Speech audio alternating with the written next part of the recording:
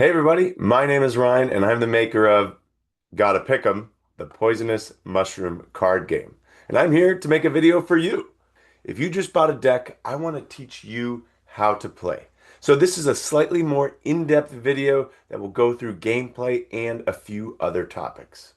Now, because I'm a clinical toxicologist who actually helps treat mushroom poisoning, I packed a lot of great poisoning information into this game, but at its heart, it's just a fun card game. I promise it's actually pretty simple to play once you get used to it. I play once a week with 3 to 8 people at a time. You can play a whole game in less than 20 minutes.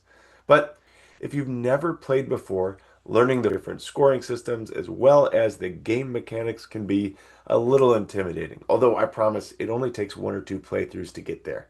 But this video will help you get up to speed so you can hit the ground running when you get your deck, if you're waiting for your order, or if you want to teach other people how to play.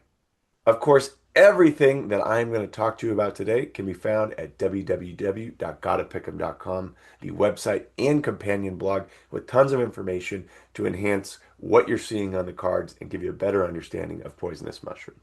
Now, this video is actually going to cover 3 important topics. We're going to talk about what you can expect to find in the deck, what you can expect to find on each card, and importantly, what you can find on the companion blog. So if you already know all this or you don't care and you just want to see gameplay, go ahead and skip to right here where you're going to get to see the card cam do a couple of demo rounds. So let's start out with what you're going to find in the deck. The play deck is composed of 88 total cards, including mushroom cards and non-mushroom cards. You have 69 total mushroom cards, which includes 58 unique individual poisonous mushrooms. Then you have 19 modifiers, action cards, or antidotes, which change how the mushrooms get scored. Then we have our bonus cards. These cards will change the way that mushrooms get scored in between rounds based off different features of the mushroom. Finally, you're going to get your orientation cards. You have a game overview, rule card, as well as a card to help you explain some variations of the rules if you want to try different ways to play. And finally, you're going to have an anatomy card. This card helps you run through all the different things that you're going to see on the card. Now, there is a lot of information on each of these cards, but if you're just starting out, you really only need to pay attention to certain things, like the scoring systems on each card.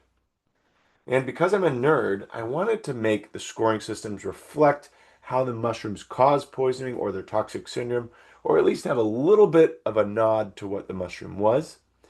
So for a super quick overview of all of the poisonous mushrooms, their effects, and how the scoring reflects that, go to www.gottapiccem.com and click Learn the Name button. This will take you to the blog that will run you through the mnemonic, Gotta Pick 'em, which is a mnemonic to remember all the poisonous mushrooms. If you want to learn way more, head to Learn the Mushrooms, and I really recommend this. Here, you're going to find pictures of the cards with an explainer blog right next to them. And this is going to explain their toxic mechanism, the syndrome of symptoms that they produce from poisoning, where they can be found generally, real case reports of poisonings, example cases, and insights on how they are treated from toxicologists who actually treat mushroom poisoning. Then, while we're talking about the blog, the final section you should go and check out is Learn Mushroom ID Basics. This is a 2-minute read that will walk you through the basics of mushroom anatomy so you can get more familiar with some of the features that are listed on the card. But we'll get back to that. So let's go back to the cards. As I said, there's a lot of information on each one. That's why your deck will come with an anatomy card that will break down what each piece of information is. However, since I'm here, let's run through it together. Why don't we throw a death cap up on screen? I think a lot of people know what this mushroom is. In the left-hand corner, you're going to see the common and scientific name of the mushroom. In the right-hand corner, you are going to see the scoring classification. This tells you if you lay this mushroom down, this is how you get points for it. This is really all you need to pay attention to while you're starting to play the game. The scoring classes are based off the toxin class, and all of the toxins are color coded at the bottom. So amatoxins are generally black. There are some exceptions, which we'll talk about. Psilocybins are purple. You have emetics, which are green.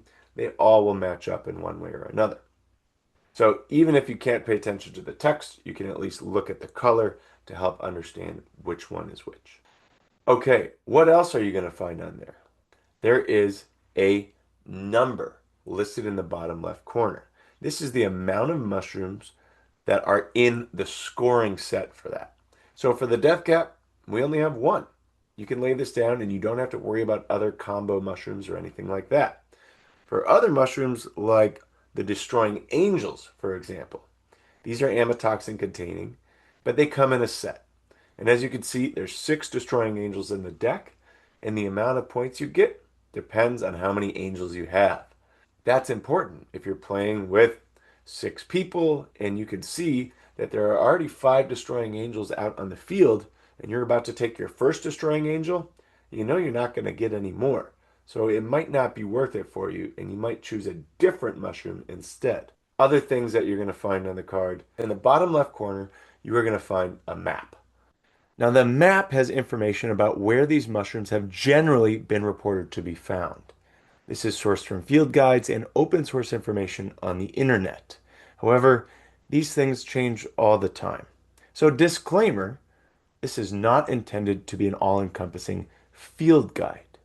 I am a toxicologist who dabbles in the world of mycology, not an ecological mycologist. So we make no claims to the complete accuracy of any information, and it's not intended to be a field guide. This is first and foremost an educational and entertaining game to play. Just because it says death caps aren't generally reported in Florida doesn't mean you can't find a death cap in Florida. So don't use it that way. On the same note, even though it contains information about toxic syndromes and treatment, this is not designed to help you treat mushroom poisoning. If you have a question about mushroom poisoning, call a poison center, 1-800-222-1222. Just remember, this game is for fun, and we do not expect you to use it to triage, treat, or identify mushrooms. If you don't see a map, you might see a flag. The flag are countries where that mushroom is likely to be found. We don't get into the more detailed aspects of where it might be located. It is simply they are found in these countries because this game does focus primarily on North American poisonous mushrooms. But I included a couple of really interesting global ones to help tie everything together. In the bottom right corner, you will see if there are any modifiers for the mushroom. So this is going to tell you if there's antidotes in the game and how many antidotes there are that will change the score of that mushroom. So for the death cap, I could see that there are 4 antidotes in the game that I can collect after I lay this down to increase the points of the death cap. And for the antidote cards themselves, you'll see that they list what mushrooms they help and how many of those mushrooms there are in the game. For instance, here is Sylvanin. There are 12 mushrooms in the game that Sylvanin adds points to, and you can see them all listed here. Or here is vitamin B6. There are 3 mushrooms in the game that adds points to, and you can see them listed there. Okay, let's move down to the bottom of the card. So with the skull and crossbones, that is going to be the poison that's actually in the mushroom, if we know it. Hint, many of them we don't know. The target is going to represent the target organ that you'll find. So the organs that are affected, the brain, liver, kidney, blood, there's other symptoms in here, muscles, myalgia, they'll all be listed here. Then on the upper right part of the bottom of the card, you're going to see a clock. The clock will have either a tortoise or a hare next to it, and this represents the time to onset of toxicity after a poisoning. This is a hugely important triage factor for those of us who are involved in treating mushroom poisoning. If you want to know more about why that's so important, go to GOTTAPICCEM.com, click the Learn the Mushrooms page, and there's actually a bit of an explainer about the general aspects of triaging and treating mushroom poisoning. Okay, one more feature that you'll see on the map or the flag. SP stands for spore print. You will find the color of the spore print in a small dot underneath SP. If you don't know what a spore print is, that's what you can get after you cut the cap off a mushroom, place it on something overnight, and allow the spores to fall off. What is a mushroom but a fruiting body to help release spores so that you can create more mushrooms? Now, the color of those spores are a useful identification piece. If you head to the website, gottapick'em.com, click Learn the Basics of ID, there's more on spore prints there.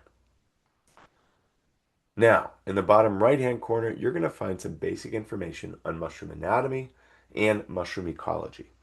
So, whether or not the mushroom has a bulb or a vulva, that's an important piece in identifying certain mushrooms like Amanita. The gill attachment style of each mushroom. There are several gill attachments. You can find them at the blog. In this game, you're only going to find 3. Decurrent, which is where the gills run down the stem. Adnate, where the gills attach broadly to the stem. Or free, where the gills are not attached to the stem. Finally, on the far right, you'll find some information about whether or not the mushroom has a ring. And at the bottom, you're going to find information about whether the mushroom is mycorrhizal or saprotrophic. Mycorrhizal mushrooms tend to live in root systems and help provide nutrients. They are symbiotic. Saprotrophic mushrooms are the kind you might see growing on decaying wood because they feed on dead organisms. That's the basics of everything that's on the card. And for the most part, as a new player, you only need to pay attention to a few things. The upper right-hand corner, which is going to show you how the mushroom scores when you lay it down. The bottom left corner will tell you how many mushrooms are in that scoring set so you can plan a little bit. And the bottom right corner of that picture will tell you if there's modifiers in the deck. The rest of the information just helps with bonus cards. Bonus cards get played in between rounds to help add scoring. So you might find a bonus card for mycorrhizal mushrooms, or for intoxicating mushrooms, or adnate gill attachments, or kidney toxic mushrooms, or mushrooms with a brown spore print, or mushrooms with a white spore print, or mushrooms with neither of those spore prints. So you don't actually need to know anything about those mushrooms in the moment. You only need to know if it's relevant to whatever bonus card was flipped that round.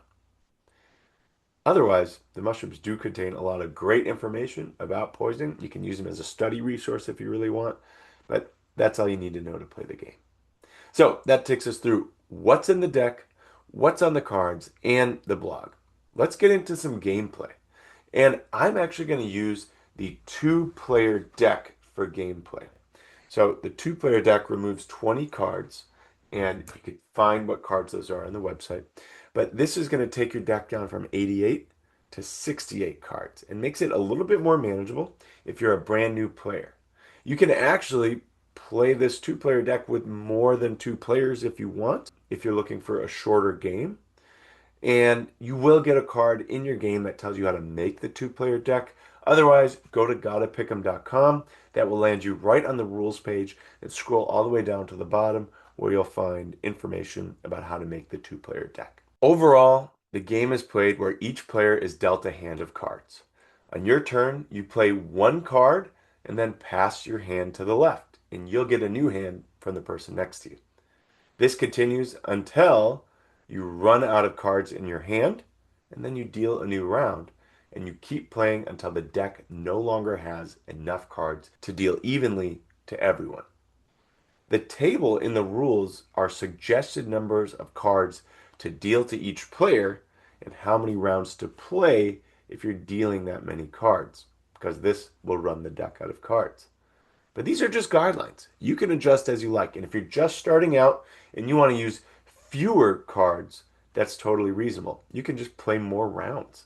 It's actually very interesting to see how the card scoring changes depending on how many rounds or how many turns are in a round. So it's fun to try different variations. One easy way to make less cards get dealt per round is to use the two-player deck. Since I'm going to be demoing for you a two-player game, that's what we're going to use. Okay, I think it's time to do some gameplay. Let's get to the card cam. Welcome to the card cam. We have our bonus card set up here. We have our two-player deck set up here, which has 20 cards removed to make this a little bit more set up for you guys. To help give you some landmarks to remember whose side is which, I'll have my giant golden mushroom here, and my opponent is going to have their Amanita muscaria to dictate where they are. Go ahead and show your Amanita muscaria, please. That is my opponent. As I said, we're playing a two-player deck. This is a demonstration, so it's not a full game. We're going to play through 3 rounds just to give you an idea of how the scoring works. And I'm going to talk you through some of the scoring systems that are in the game while I'm here playing. So, in the two-player deck, if you look online, you'll see that you can do 6 cards per round for 5 rounds. Just to make it easier, we're actually going to do 5 cards per round. And you could do that for 6 rounds and you'll have the same results. But we're just going to play 3 of those rounds. So, I'll deal out 5 cards each, just so I can walk us all through. And let's get going. Okay. So, 1, 2, 3, 4, 5. Now, let's take a look at the cards that we have here. So I have 5 total cards, and I'm going to walk through them all with you right now. So I have my very first card, a Smith's Amanita. This contains Alenic norlucine, which is that kidney toxic mushroom, and it's part of a set. I can see there's 4 cards in the set, and as long as I get 3 of them, I can get a round bonus at the very end. But the more that I get, the more that they're worth. Then I have a Western Destroying Angel, also part of a set. We talked about these. There's 6 in the deck. I can see that the more of them I get, the more points I get. And that's a great card to start off with. A Morel. As we know, morels are toxic if they're uncooked. So if you don't have a pan or a fire, they're actually worth -3. So this is a bit of a hot potato. I don't want this until I get an antidote. No, this is one I'm definitely going to take. Potluck. At the end of this round, draw cards until you find a mushroom. Return the rest and reshuffle. Swap the drawn mushroom with one played by another player this round and place that swapped mushroom over this card. This is a really great card. It lets you steal a mushroom from your opponent and you give them another mushroom from the deck in exchange. This is almost always one you want to take. Then I have Pyridoxine, which is an antidote for false morels. As you can see, there are 3 mushrooms it works for. And this one works for the false morel, the giant false morel, and big red, which is neogyromytrid. So now before I choose a mushroom, the first thing we got to do is flip a bonus card. In the very first round, it's totally random. So you just flip one right off the top of the deck, and this will help influence what cards you might pick. So my bonus for this round, let's go ahead and flip. We got psilocybe, +1 per psilocybe genus mushroom. Now let's talk about psilocybin mushrooms before we go on. I have one that I pulled out from the deck earlier. Psilocybin mushrooms play a little bit different. You don't count them until the very end of the game. When you have whoever has the most psilocybin cards at the end of the game gets +10 points, and whoever has the least gets -5. So it's a bit of a race. You know someone's going to have more and someone's going to have less because there are 9 of them in the game. And in the 2-player deck, which I just made, there are actually only 5. Another mushroom that scores throughout the entire game are emetic mushrooms. These are the most common card of the game with 16 of them. And you get actually different ounce values of them. So there's 1, 2, 3, and 4 ounces. And whoever gets to 12 ounces first gets 12 points versus whoever gets there second can get 8 points. So these 2 are ones that kind of play throughout the whole game. This one is a race to get there first, and this one is whoever has the most at the end of the game. So that bonus doesn't really help me. I'm going to go ahead and lay down my potluck, and I'll put it down face down because the card you pick might influence what they would pick. So we have 5 cards as well. The first card I have is the false morale. So a little bit different than the morale. mushroom. If you have a pan or a fire, you actually get minus points. And that's because some people try to cook this mushroom to get the toxin out, but it is not effective in many cases. You could still become poisoned, and it's actually been associated with things like ALS, which is very, very dangerous. The other side I'll add here is that if you get it with a morel, how much is it worth? -3. And that's because for morels and false morels, oftentimes false morels get mixed in with a batch of morels, and that's how you end up eating a false morel. So you kind of have to choose your path here. Morels and their antidotes, or false morels and their antidotes, because when you get them together, you're gonna lose points. Which brings me to my next card, a yellow morel. So I was definitely dealt a mixed hand here, and I'll have to pick a path. So this is the Great Funnel Veil Amanita. Everyone knows ibotenic acid and muscimol mushrooms. These are intoxicating, stimulant plus sedative effects. A lot of people try to take these therapeutically, and some people do successfully. So if you get one card, it's worth 7 points. But the more you get, the more likely you are to end up in the ICU with seizures and sedation. So if you get any more throughout the game, you're going to end up losing points. So it's a little risky to take it right in the beginning of the game because you're probably going to end up with more of them throughout the game. But a great first card, 7 points. Definitely a good card to take if you have a lot of people playing.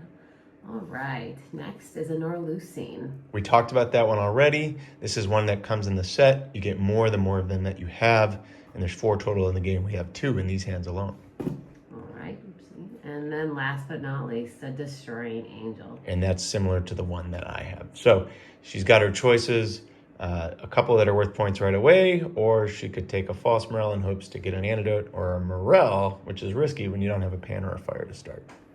I will likely start with a destroying angel because it is a known point. Okay. Put it down, and then we're going to flip them over. 1, 2, 3. Mushroom face up, which is fine.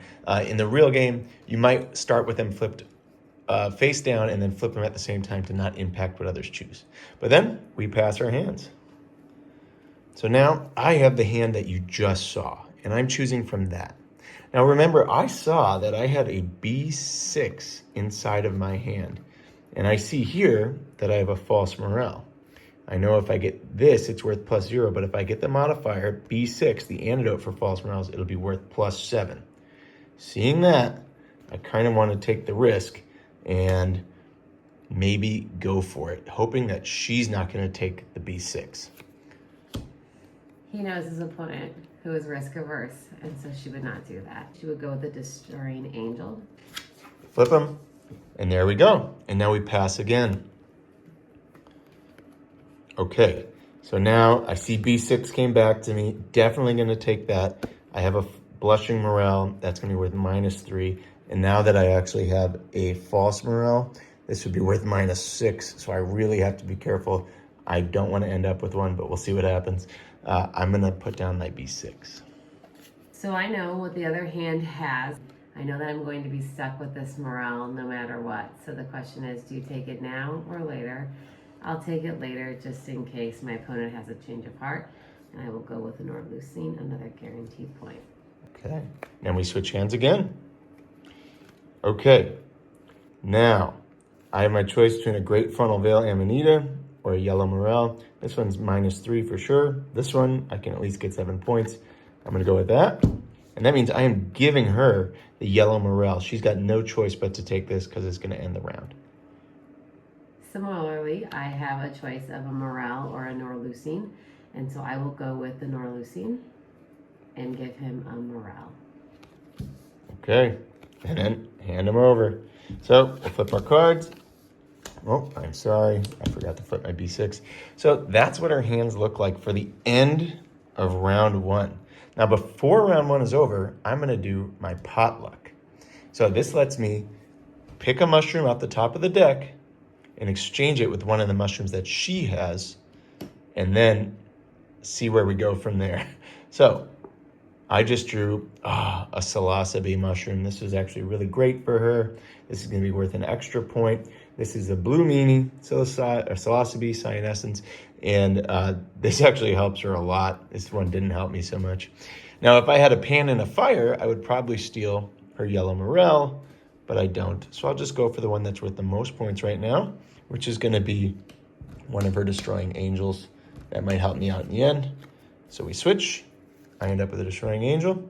There's only 2 cards in the games that have actions like that. One is Potluck and the other one is Activated Charcoal. So you just got to see Potluck in action.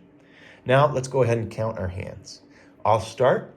I have 2 points from 1 Destroying Angel. I have my False Morale plus B6, which is 7 points total. That's great. So now I'm at 9.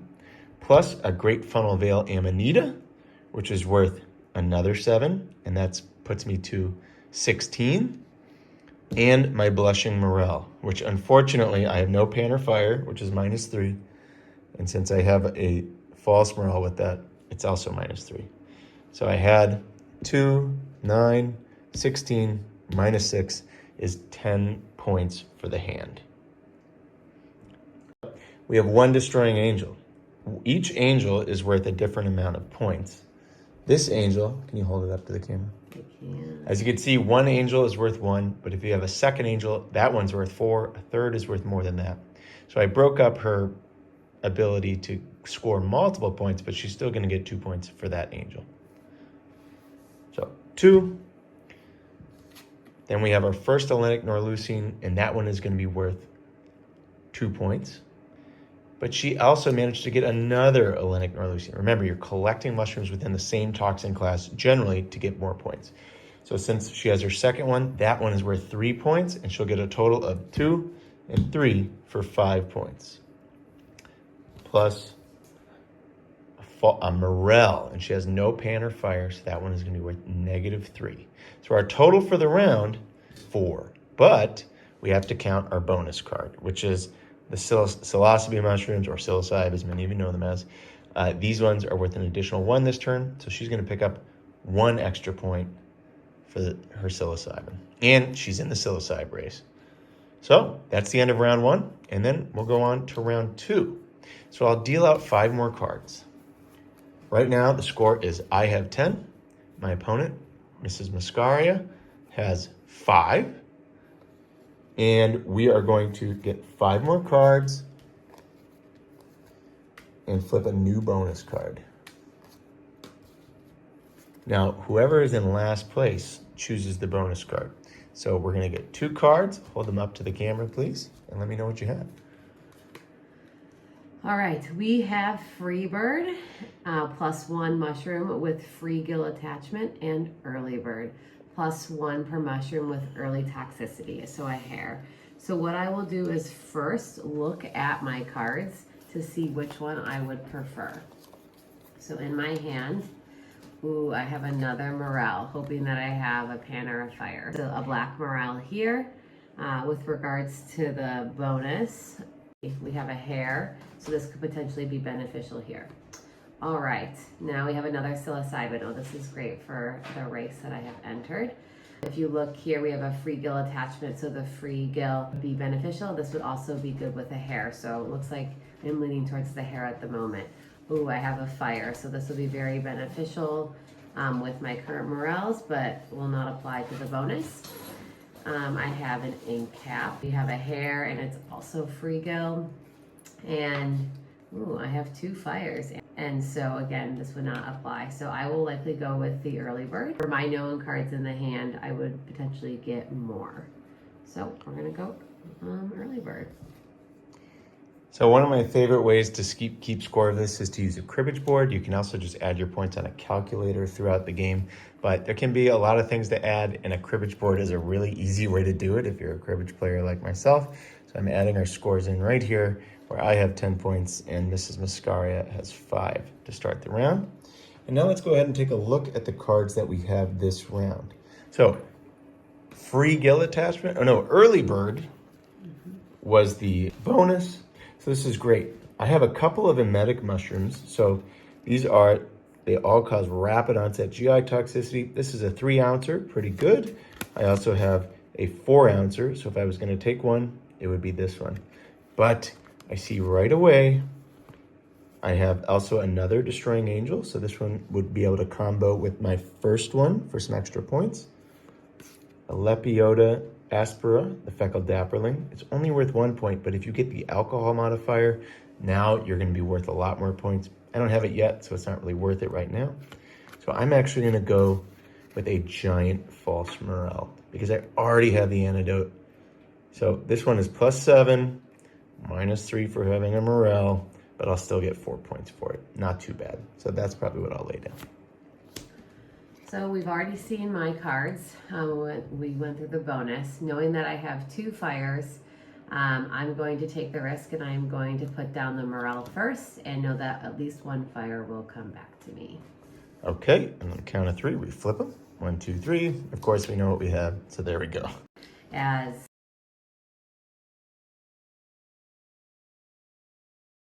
Okay, now I see I've got an ink cap. We talked about that. This is one just like the phenyldaprolene, causes a disulfiram reaction. It's good with alcohol, but I don't have that yet. I have another psilocybe or psilocybin. Actually, this is a pluteus. It's a psilocybin-containing mushroom. Counts for the psilocybin race, but I see a fire. I know one of these is going to end up mine. I could wait until the very end to get one, unless she wants to get real strategic and steal both fires from me, which she could do, and that would be real gnarly. I'm taking all these hits from this morale. I kind of want to take a fire because it'll make this go from -3 all the way up to +2. It's actually like gaining 5 points. So I'm going to take the fire. I will probably do the Destroying Angel, knowing that this card would be beneficial to my opponent since they also started angels in the first round. So that is where I'm going. Okay, then we're going to switch hands again. So you already saw what she had. At this point, I think my best point is going to be to get moving on my emetic race. I'm going to take this 4-ounce earth ball, and I know I'll get an extra bonus because it's a rapid-acting toxicity.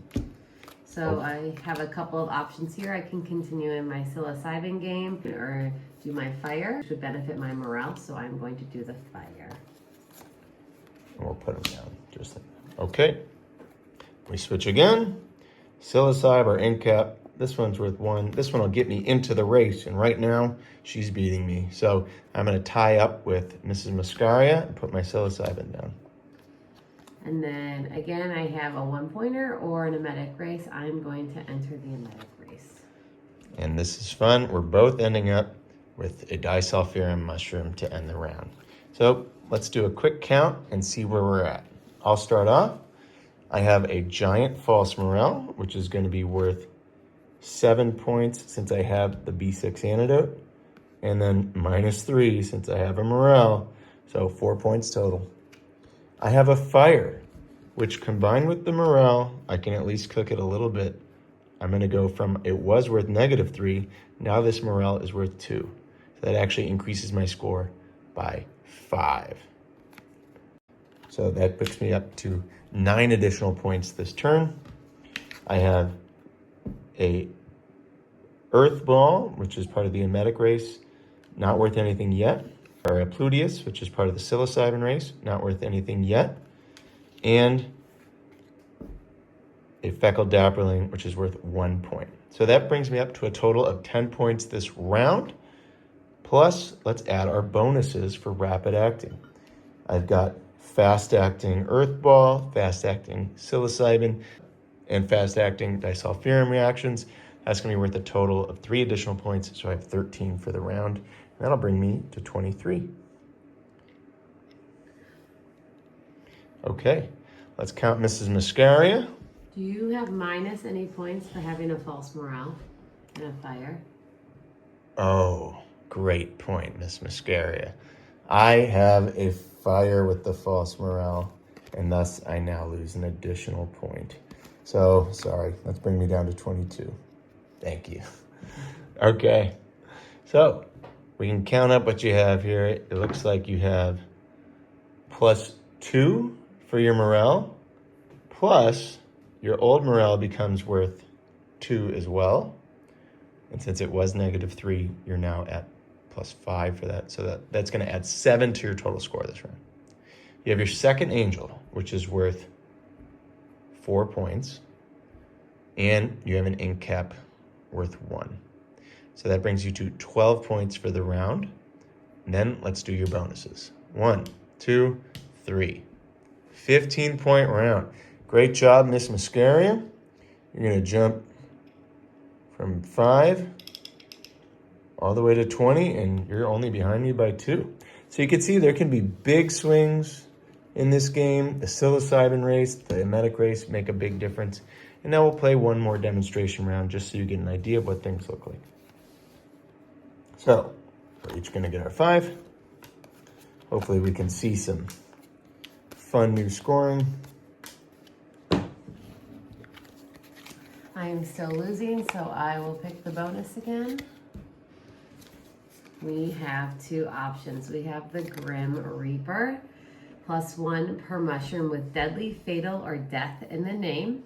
And then we have Volvo, +1 mushroom with a bulb. So let's take a look to see which card I would be most interested in based on my hand. So the bonuses only apply to the cards you're laying down in that moment. But one of my favorite rule variations, and one I encourage you to try after you've played once or twice, is to let the bonuses apply to the whole field. It can really change up scoring, lets you think about the mushrooms harder, and it teaches you the mushrooms really well. Alrighty, so first card I have is Jack-o'-lantern. So this is another great card in the emetic race. No deadly, fatal, or death in the name, and it does not have a bulb, so neither would apply here. We have atropine. So again, this is a great antidote, but nothing applies for the bonus. We have a destroying angel. Although destroying angel seems like it could be deadly, fatal, or death, it is not, and so it would not apply there. And it does have a bulb, so it looks like perhaps I'm leaning more towards the Volvo. Ooh, I have a pan. This is going to be highly beneficial to me and my morels, likely the card I'll put down first. But again, nothing to do with the bonus. And then we have a knight. This is actually the first knight of the round. Again, nothing with the Grim Reaper bonus, and it does not have a bulb. So based on my 5 cards, it looks like Volvo is the most likely going to be the beneficial one for me. So I will do that. Excellent. Okay, so we have our bonus. Now let's take a look at the cards that I have for the round. So I have another B6, which these antidotes do not stack. This isn't really going to help me at all. I'm not going to take that. I have a Greenhouse Gallerina. Now, you'll see this says next round I get 4 points. Other than the Destroying Angels, which are a set, all of the amatoxin-containing mushrooms give you points the next round because they characteristically cause late toxicity. That's one of the ways that we actually help diagnose poisoning from these mushrooms. This is a nice one worth +4, but I'm going to see what else I have. A Deadly Fiber Cap. This is a muscarine-containing mushroom. It comes in a set. There's 3 in the game, and if you get all 3, they become worth more points. Otherwise, no bulb, not going to be worth anything extra.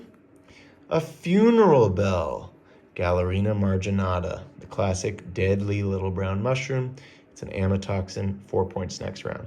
Since this is the last round we're playing this game, none of these are worth any points for me. If we were going to play this all the way through, these would be worth a lot of points. I have the Death Cap, 10 points. Everyone knows the Death Cap. We talked about it in the pre-video, but I do have to remove 1 mushroom that I played this turn. Seeing everything that I have as an option, and because this is the last round where things aren't really going to be worth many points, if I'm getting next round mushrooms, I'm going to go with the Deadly Fiber Cap. All right, again, we saw all of my cards. I'm likely leaning towards the pan due to the 2 morels and the fire that I have in my previous rounds. So the Yellow Knight, Tricholoма equestrae, causes rhabdomyolysis. It causes muscle breakdown, but you need to eat multiple meals of it to get sick. So 1 of them is worth nothing, but 2 becomes worth 3, and your 3rd one is worth 9 points. So it's good to start off early in the game. And then we have the Jack-o'-lantern again, great for the emetic race, not necessarily the first card I would pick in a round. The Destroying Angels, so this would continue to build upon my previous 2 Destroying Angels. So again, a really good card to potentially play, but knowing that my opponent also has a fire and morels, that pan is going to be a hot commodity. And then lastly, we have atropine. I do not have any mushrooms that would benefit, so I will be playing the pan. Okay, and we switch. Okay, you just saw all of her mushrooms there. Now, if I was going to play more rounds, the jack-o'-lantern would be great because I would be so close to the emetic race. And remember, this is a short game. We're taking a lot of time to explain the cards. We would play 2 more rounds here. So normally, I would absolutely take this. But I have atropine, and I just drew a deadly fiber cap, a muscarine-containing mushroom. And these ones get an additional 2 with the antidote of atropine, which would be a great one to go with my deadly fiber cap. But a destroying angel, this would be my second one. It'll be worth 4 points, and it'll prevent my opponent from getting more. So I'm going to take that. Alrighty, I have a couple of options here. So I have the death cap. Again, next round would be plus 10. I also noticed that it has a bulb, and so because it has a bulb, I could get a bonus point this round for it. Likely the card I'll choose. Again, we have another antidote. I don't have the 3 mushrooms listed, so not of interest to me at this time. Again, this is a good mushroom here for the next round. Doesn't have a bulb, so kind of rules it out this go around, and then same with this funeral bell having no bulb. The question that I have about the funeral bell, if I were to have chosen the previous bonus card, which was Grim Reaper, is funeral deadly, fatal, or death? Technically it isn't, but you know, if you are feeling the flavor, I think the team can decide if they want that to count. But, all right, that sounds good. That's my only question. I will play. Okay, and then we flip and go. Okay, and then we already went through this. Because if I was playing more rounds, these would be great to draw. I'm going to go ahead and take the Deadly Gallerina. I am going to take the jack-o'-lantern for the emetic race. Okay, switch again. I'm going to go ahead and take my atropine since I have my inoside mushroom and it bonuses. And I'm going to be giving my opponent a tricoloma, which is actually a pretty good card. I'm going to take the greenhouse because if we were playing another round, this would be beneficial for me next go around. A lot more beneficial than an antidote for mushrooms that I would not be trying to get, especially because I have morels. And then we'll switch. Last card, I'll wind up with an extra antidote. That's okay. Now let's do a quick round count. I have a deadly fiber cap, which is worth 1, plus the antidote, which is worth an additional 2. And this antidote would work for other mushrooms in the game as I keep drawing them. So 2 more points, that's 3 total. I have my second destroying angel, which is worth 4 points, so I'm at 7. And next round, I'd be getting an additional 4 points. So just 7 for this round, but I do have 1 bulb, and that's gonna bring me to 8, and I will go ahead and be at 30. Now for my opponent, she's got a pan. So both of her morels have pans and fires, and they jump to 8 points. That was a masterclass move. She's now got 16 points from those 2 morels. From 2 to 10. Yep. What's the difference is 8. Yep. Then she has a death cap. Technically, she gets no points for that this turn, and she has to cover one of the mushrooms that she played this turn. Probably the easiest one is going to be the Tricoloma Equestre, or the Greenhouse Gallerina, because she gets no points for it this turn. But that's just a mechanic, because it's such a high-scoring card, you got to give a little when you get it. Now, a really fun thing to do, if you have it, is let's look at the psilocybins. The psilocybins allow you, because they're being studied for depression and been shown to increase feelings of gratitude, if you have 2 of them on the board at any time, you can consume them and become more grateful for your next card, or value it more, and double the points of your next mushroom played. Comboing psilocybin with the death cap is a great move to guarantee 20 points, or with a morale, it's really a powerful move. But at this point, she's only got 1 psilocybin. So her total for the round is going to be 16 plus 1 point for the death cap bulb. And next round, she'd be getting another 14 points for her death cap and Gallerina. Huge, huge hand for her. That's going to bring her all the way up to 36. And she is now in the lead with a big hand coming next. And we're neck and neck in both the psilocybin and the emetic race. It's looking pretty good for Miss Mascaria. But that is the basics of play. We would continue to deal cards until you can't deal an even amount to each player, and you would keep adding to the field that you've made.